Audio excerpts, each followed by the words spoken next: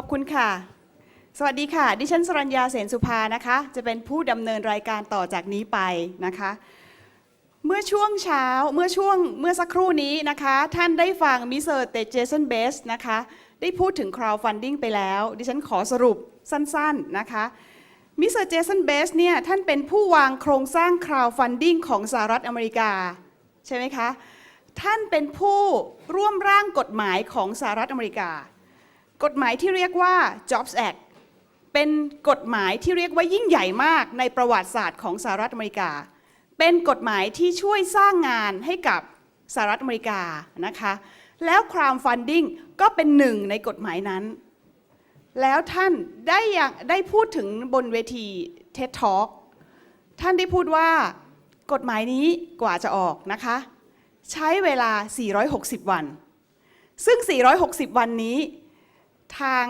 รัฐบาลสหรัฐบอกว่ามันเป็นการร่างกฎหมายที่เร็วมากแต่จริงๆแล้วนะคะในฐานะของผู้ที่อยากให้ crowdfunding เกิดถือว่านานนับชั่วอายุคนทีเดียวนะคะมิสเตอร์เจสันเบสท่านเป็น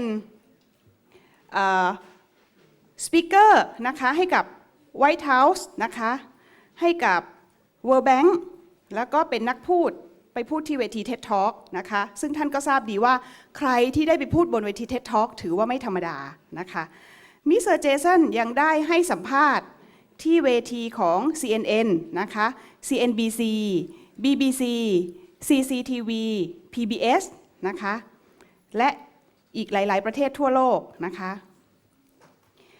และในบริษัทที่ท่านร่วมเป็นที่ปรึกษาเองเนี่ยก็ได้ raise fund มูลค่ามากกว่า40ล้านเหรียญสหรัฐนะคะสำหรับทำธุรกิจมาแล้วถ้าพูดถึง crowdfunding จะแบ่งเป็น3แบบใหญ่ๆนะคะแบบแรกที่เรียกว่า product pre-sale crowdfunding หรืออีกชื่อหนึ่งเรียกว่า reward crowdfunding หมายความว่าเป็นการระดมทุนทางอินเทอร์เน็ตจากนักลงทุนทั่วไปแล้วสิ่งที่นักลงทุนได้คือสินค้าหรือ product ค่ะอันนี้เรียกว่า reward crowdfunding ยกตัวอย่างเช่นถ้ามีผู้มีไอเดียในการทำร้านอาหารนะคะ reward crowdfunding ผู้ร่วมลงทุนก็จะได้บัตรทานอาหารนึกออกไหมคะอันนี้คือแบบแรกแบบที่2นะคะ debt crowdfunding พูดง่ายๆก็คือเป็นโลนรูปแบบหนึ่งค่ะที่นักลงทุนให้กู้ยืมให้เงินยืม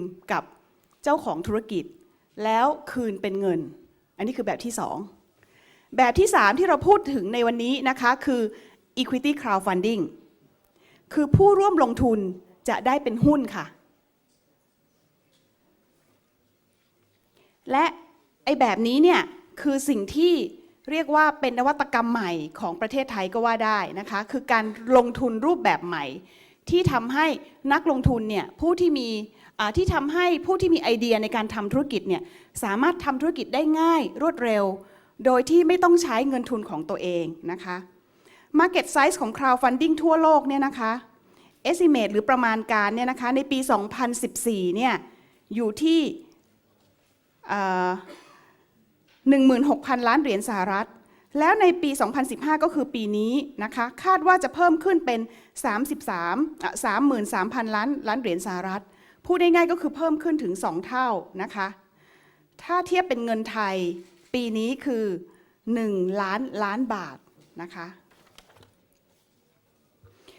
ทำไม crowdfunding ถึงเป็นเทคโนโลยีที่คนพูดถึงมากในปัจจุบันทั่วโลกเพราะ crowdfunding คือแหล่งระดมทุนที่ทำให้นักลงทุนหน้าใหม่นะคะสามารถมีธุรกิจได้เป็นของตัวเองโดยที่ไม่ต้องกู้เงินไม่มีดอกเบี้ยไม่ต้องมีหลักทรัพย์ค้ำประกันนะคะหากท่านมีไอเดียในการทำธุรกิจก็จะมีคนร่วมลงทุนกับท่านโดยผ่านเว็บไซต์ crowdfunding หรือผ่านอินเทอร์เน็ตแต่ต้องเว็บไซต์นี้จะต้องจดทะเบียนก่อนนะคะหมายความว่านี่คือโอกาสที่ท่านทำธุรกิจโดยไม่ต้องใช้เงินทุนตัวเองและสำหรับนักลงทุนนี่ก็คือโอกาสในการร่วมเป็นเจ้าของธุรกิจตั้งแต่วันที่ยังไม่เข้าซื้อขายในตลาดหลักทรัพย์หรือเรียกได้ว่าเป็นเจ้าของตั้งแต่วันแรกที่ยังไม่มีบริษัทเสียด้วยซ้ำแล้วลองนึกดูนะคะถ้าบริษัทนี้เติบโตขึ้นแล้วท่านคือหนึ่งในผู้ถือหุ้น วันหนึ่งมูลค่ามันอาจจะกลายเป็นมูลค่าที่ท่านก็คาดไม่ถึงวันหนึ่งอาจจะเข้าตลาดหลักทรัพย์ได้หรือวันหนึ่งก็อาจจะมีคนมาขอซื้อบริษัทในมูลค่าที่สูงนะคะในประเทศไทยท่านก็อาจจะเคยได้ยินเอ็นโซโกใช่ไหมคะเอ็นโซโกเป็นบริษัทเป็นหนึ่งในบริษัทเมืองไทยที่เป็นตัวอย่างที่ดีนะคะในการทำธุรกิจเพียงในเวลาไม่ถึง2 ปีเขาได้กำไรจากการขายธุรกิจเกือบ 2,000 ล้านบาทซึ่งธุรกิจของท่านในที่นี้ถึงวันนี้จะยังไม่ใช่ธุรกิจที่คนรู้จักในอนาคตอันใกล้นี้ก็สามารถจะเป็นธุรกิจที่มีมูลค่าสูงได้เช่นเดียวกันนะคะแล้วมิสเตอร์เจสันยังพูดถึงเรื่องของความกังวลใจนะคะฟรอดหรือการฉ้อโกงมันมีมากน้อยแค่ไหนนะคะมีรีพอร์ตที่ออกมาจาก Kickstarter ซึ่งเป็นบริษัท Crowdfunding ที่เรียกว่ายิ่งใหญ่มากนะคะรีพอร์ตออกมาว่าการฉ้อโกงหรือฟรอดเนี่ยเกิดขึ้นน้อยกว่า 0.1% เพราะเรามีระบบนะคะที่ทำให้โปร่งใสวัดผลได้นะคะถามว่ามันมีโอกาสเป็นไปได้ไหมก็ตอบว่ามีโอกาสเป็นไปได้แต่น้อยมากๆนะคะเพราะทั้งกฎหมายช่วยดูแลและในฐานะนักลงทุนเองถ้าท่านเป็นเจ้าของเงินทุนนะคะท่านก็ย่อมต้องดูแลเงินทุนของท่านเป็นอย่างดีนะคะเพราะฉะนั้นโอกาสที่จะเกิดฟรอดมีเหมือนกันค่ะแต่น้อยมากๆนะคะธุรกิจที่เหมาะสมหรือที่เรียกว่าไปได้ไกลและเร็วมากๆกับ crowdfunding นะคะก็มักจะเป็นธุรกิจออนไลน์หรือธุรกิจที่เกี่ยวข้องกับโซเชียลมีเดียนะคะที่ทำให้สามารถจะแพร่หลายได้ในระยะเวลาอันรวดเร็วนะคะแต่ละประเทศในเอเชียถือว่าตื่นตัวมากกับ crowdfunding นะคะที่ประเทศจีนนะคะกฎหมายได้ออกมาแล้วนะคะแล้วก็มูลค่าการระดมทุนถือว่าเติบโตขึ้นรวดเร็วมากนะคะที่สิงคโปร์ตอนนี้คาดว่าจะเป็นข้อกฎหมายนะคะภายใน Q4 ก็คือไตรมาสสุดท้ายของปีนี้ที่มาเลเซียนะคะมีแพลตฟอร์มคือบริษัทที่คล้ายๆกับ Dreammaker แบบนี้นะคะที่ให้บริการที่ได้ไลเซนส์แล้วถึง6 บริษัทนะคะในประเทศไทยนะคะก็มีกฎหมายที่ออกมาแล้วเหมือนกันและกำลังจะมีกฎหมายลูกออกมาเร็วๆนี้นะคะที่เกาหลีที่ฮ่องกงนะคะก็ตื่นตัวมากเช่นเดียวกันและ crowdfunding ไม่ใช่มีเฉพาะในประเทศไทยนะคะโดยเฉพาะ equity crowdfunding ถือว่าท่านที่นั่งอยู่ในห้องนี้มีโอกาสที่ดีมากเป็นกลุ่มแรกของประเทศไทยเลยก็ว่าได้นะคะที่ได้รับรู้เรื่องราวนี้อย่างเป็นทางการนะคะช่วงเวลาต่อจากนี้ไปมิสเตอร์เจสันเบสท่านจะพูดถึง case study ทั่วโลกนะคะที่ได้ทำมาแล้วที่ประสบความสำเร็จมาแล้วนะคะหลังจากนั้นก็จะเป็นช่วงของ panel นะคะถ้าอย่างนั้นเพื่อไม่ให้เป็นการเสียเวลานะคะดิฉันขอเรียนเชิญมิสเตอร์เจสันเบสขอเสียงปรบมือให้มิสเตอร์เจสันเบสค่ะ Please welcome Mr. Jason Best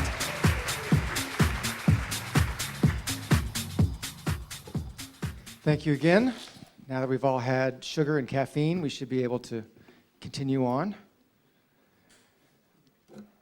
So, they've asked me to share a few lessons learned, a few case studies of examples of crowdfunding campaigns and things that we've seen in different countries that can help people be successful. So I want to just share some of those with you today. First, I want to just talk about this concept of a crowdfunding ecosystem. So right now, there's this concept that there's you and your community, and what builds your community is transparency and trust. And what we've done with our communities through social media is expand them.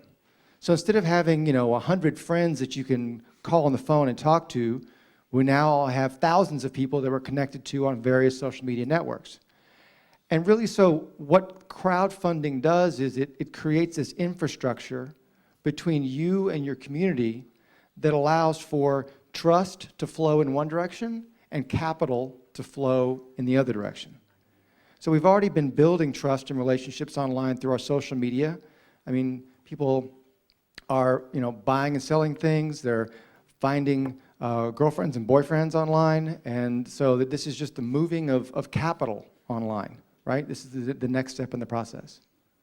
So some successful cases many of you may already know about. First, Pebble Watch. Pebble Watch was a smartwatch that came out before the Apple Watch, and over the course of 2 different Kickstarter campaigns, they were able to raise a total of 30 million USD. Another campaign was a video game campaign, very popular on crowdfunding sites, is raising money for video games. That campaign raised 6 million USD. Looking at the debt side of crowdfunding, those rounds tend to be smaller because debt crowdfunding usually is for traditional businesses. This is an example of a manufacturer of vodka in the UK who raised $45,000 through debt crowdfunding.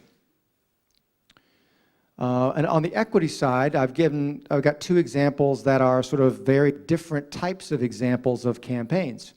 The first was a campaign that raised 1.1 million USD for Little Baked Pies to expand that business into more cities in the UK.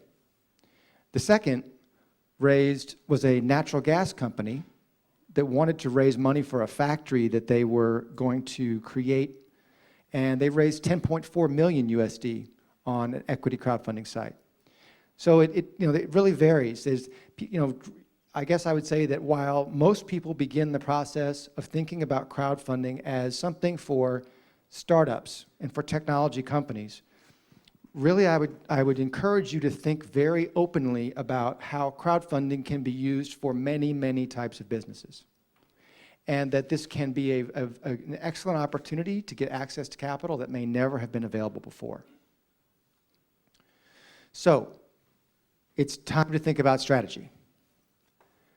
Let's say I've sold you on the idea of crowdfunding is okay for your business. Now what? So first of all, important fact, crowdfunding or any kind of fundraising is always difficult, always. Whether it's asking your family for money or going to a bank or talking to angel investors, raising money is hard. Crowdfunding is not an easy way to raise money. It's a new way to do a very difficult thing. Second, you can't crowdfund without a crowd. That sounds pretty obvious, but you can't go to a crowdfunding site, whether it be Kickstarter or Dreammaker or someone else, and expect them to bring you all of your investors. You have to know that many of your investors are going to come from your own social network already. And so as you think about using this methodology for raising money, you need to think about it very analytically. So you would say, it's almost like a math problem, a math equation. How many Facebook friends do I have? How many Twitter followers do I have? How many LinkedIn connections do I have? How many friends online do I have? How many Instagram followers do I have? And then of all those numbers, what percentage of those people are going to invest in my business or donate to my campaign? And then how much will they, on average, donate? And then how much money can I raise that way? So it's like a math equation. And so when you start by thinking about it that way, it'll help you realize how you need to work hard to build your social network. A lot of this is about connecting emotionally with your crowd.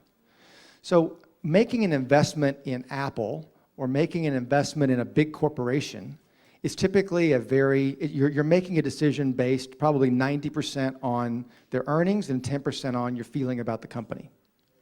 Investing in startups, if you talk to angel investors or VCs, early stage businesses or startups, people are betting on the team as much as they're betting on the technology. Because really you have an entrepreneur with a prototype or a young business, and there's many, many risks between today and their success, and you're betting and you're investing in that team to be able to be a success. So you have to connect emotionally with your potential investors. No one likes to be the first person on the dance floor. That's always the hardest part in every party, is getting the dance floor started, right? The same thing is true with your crowdfunding campaign. If on day one of your crowdfunding campaign, you send you hit the send button to every single social connection you have and say, come check out my crowdfunding campaign. I'm raising money. And everybody clicks the button and they look and they go, oh, he's got nobody that's given. Must not be very good. Right? So what you have to do is very methodically build your campaign. Step one, make a list. Make a list of everybody who is your closest friend or your family member, the people that you can call on the phone and say, I'm starting a crowdfunding campaign 3 days from now. I don't care how much money you give me, but I need you to give me the money today. Right? Those people that you can say that to. And then you need to talk to the people who you say it a little more nicely, a little more politely to. Maybe the people you only see on big family holidays, right? And then you go out from there. Because what you have to do is when you do hit the send button on the big campaign on Twitter, or you send an email to every LinkedIn connection you've ever had, they need to see that you've got social proof. They need to see that you have people who believe in you already. So they can say, wow, they've raised 30% of their goal. By the way, that's the magic number, 30%. You have to get 30% of your campaign filled by people you know before someone who is not affiliated to you is going to give to your campaign. So those earlier campaigns of millions of dollars, how they got there? They started with people they knew. They raised the money that they needed early from the people that they knew. So that's the dance floor. Creative nagging. I don't know the translation of nagging, but you're asking people for money. You're asking people to invest in your business. And there's only so many times you can say, give me money, give me money, give me money, give me money, give me money, right? You have to think about how you're going to engage in a conversation that demonstrates value to your potential investors, that demonstrates your expertise in this business, that shows your passion for why you're doing this. That's how you talk about updates, so that when you are sending updates through social media, you are demonstrating your expertise, your engagement, and your passion for what you're doing. And that will keep people engaged in your campaign. Finally, authenticity is worth more than Facebook ads. Being genuine about who you are, talking about what really matters to you, that's what's going to sell this campaign. Because you can buy all the Facebook ads that are available and spend all of your money on that. But if you're not really sort of letting people know who you are and why you're doing this, and why you're willing to take such a huge risk to start your own business or to grow a business, they're not going to invest. All right, so you've decided in the face of all those obstacles, you're going to raise money. So first of all, planning is the most important phase of the crowdfunding campaign. Planning is more important than the actual campaign itself. Because if you don't plan, you will fail, period. So many people come to us after they failed in the campaign and they said, I made a great video and I put it online and nobody gave me any money. Nobody invested in my business. What happened? Well, it takes a lot more than that. So first of all, do your homework. Study 10 campaigns that were successful in your industry, in your field, in Thailand. What did they do right? What did they do wrong? Compare the size of your goal to your social network. That math equation I talked about earlier, use that. Because think about do the math on how much money you think you can raise with your current social network. Is that going to get you to your financial goal, or do you need to increase the size of your social network first? In 95% of the cases, you're going to need to increase your social network before you can raise enough money. So the thing about social media and the press, because people say, how do I get reporters to write about me? How do I get blogs to talk about me? How can I do more social media? There's a very famous entrepreneur in the US. His name is Gary Vaynerchuk. He's famous because his parents had a small liquor store in New Jersey, and he converted that small liquor store into a multi-million-dollar wine business. And he did it through social media. He did it through videos on YouTube, and he did it through social media. And so he wrote a book. And the sum total of the book is, social media is about give, then ask. So if I'm your Facebook friend and you haven't heard from me in 6 months, and the first thing that happens is I pop up and say, hey, give me some money, right? Hey, give me some money. That just seems kind of weird, right? But if you are participating, or if you're in LinkedIn groups, or if you're in your different social media, you have to be participating. You have to be giving to the community. You have to be demonstrating your expertise, demonstrating your engagement, demonstrating that you are a serious player in this space. When you do that, then you increase the chances that people are going to want to join your campaign because you're demonstrating your expertise and that you're a person to watch. So that give, ask. This may seem really obvious, but a lot of people forget about it. Thank everyone at every step of the process. Thank them for responding to an email. Thank them for having coffee. Thank them for doing anything, because people will remember if you do not thank them. Right? So thank them. Like, just say thank you every time, all the time, every day. Make a plan, follow the plan, and then just like in any startup, pivot when you have to. So you need to be able to pivot. And you need to plan to spend a lot of time on this. During the campaign, you should plan to spend 5 to 10 hours a day on the campaign. And you're thinking to yourself, how many hours? Yes.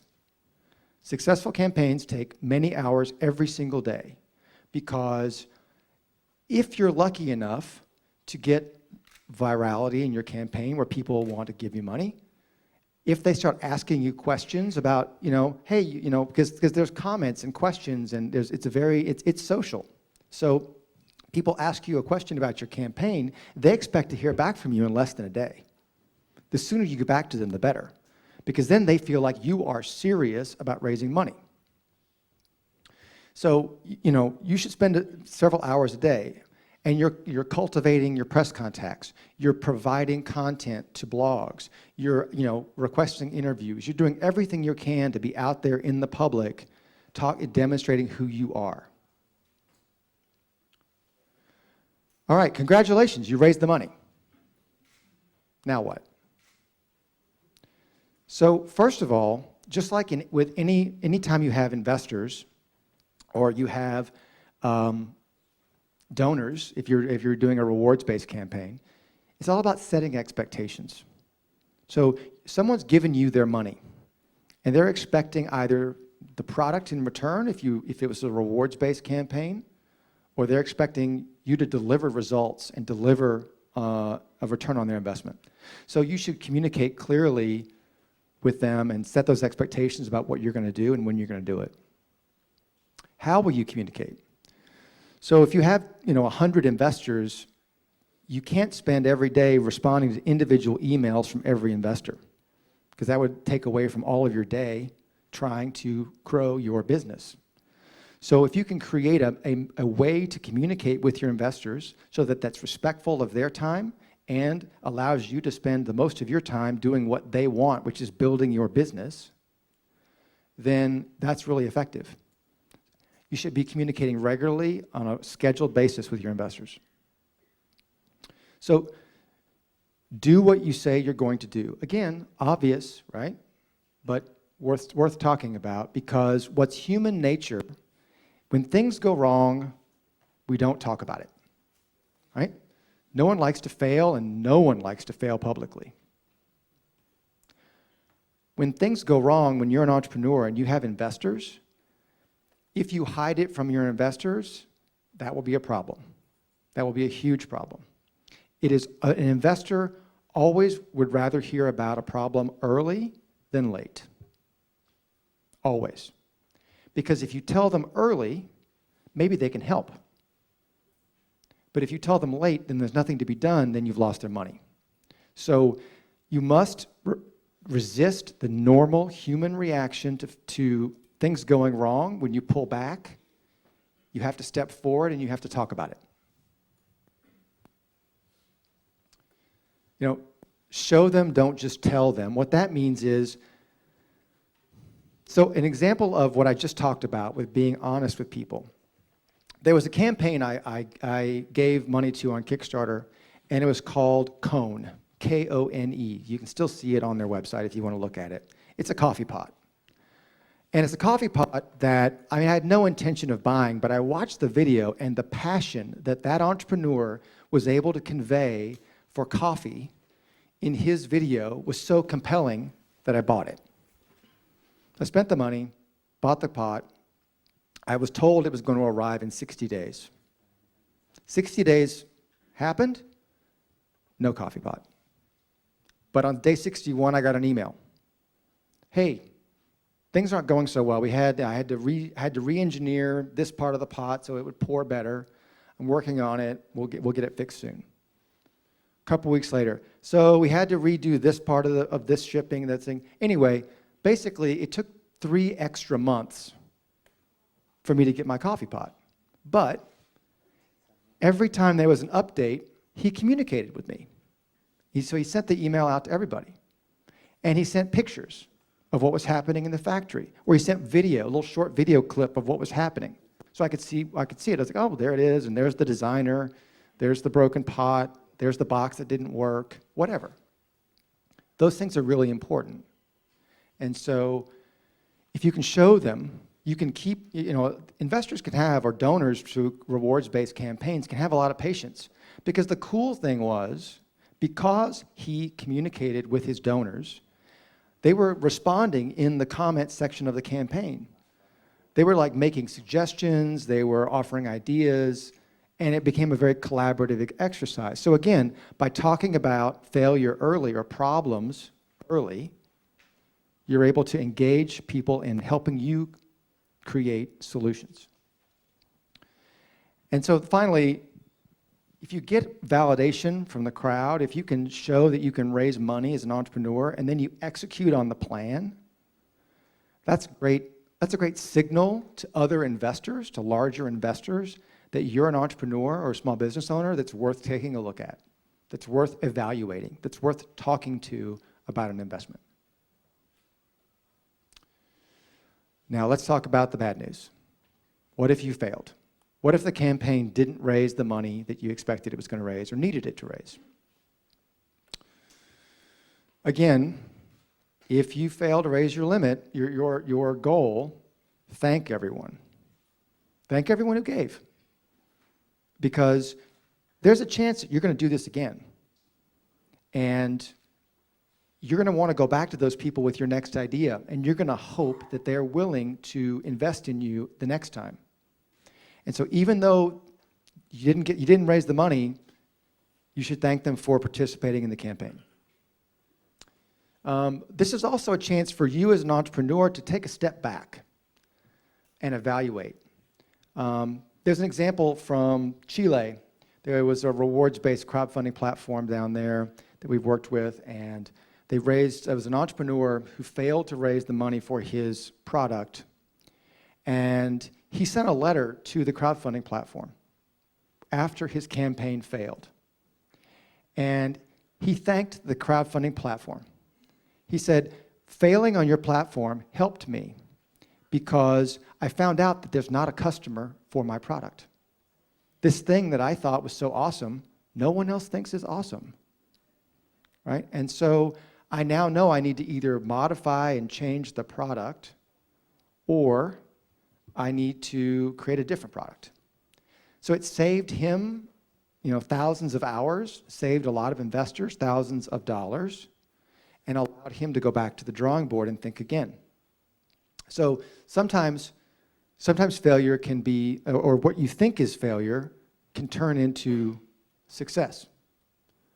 So one personal example of that in my own life, I showed you some pictures of the work that we did in Washington, D.C., and we showed you the pictures of us standing there holding those signs at the rally in Washington, D.C. So here's the failure story from me. So my business partner said we should have a rally in Washington, D.C., and we should have thousands of entrepreneurs come and rally for crowdfunding in the U.S. And I said, sure, let's do that. So we scheduled the rally. We for the Capitol building, for the U.S. Capitol building, you have to register and reserve a spot to have a demonstration or an event. And so we picked a spot that was between the subway station where the people for the U.S. Senate worked and the U.S. Senate office buildings. So everybody had to walk by us on their way to work. And so we're very happy about our spot. We contacted everybody we knew, and we said, okay, we're going to have a big event. It was the morning of the rally, and it was raining and snowing, and it was about 20 degrees Fahrenheit, so it was below 0 centigrade.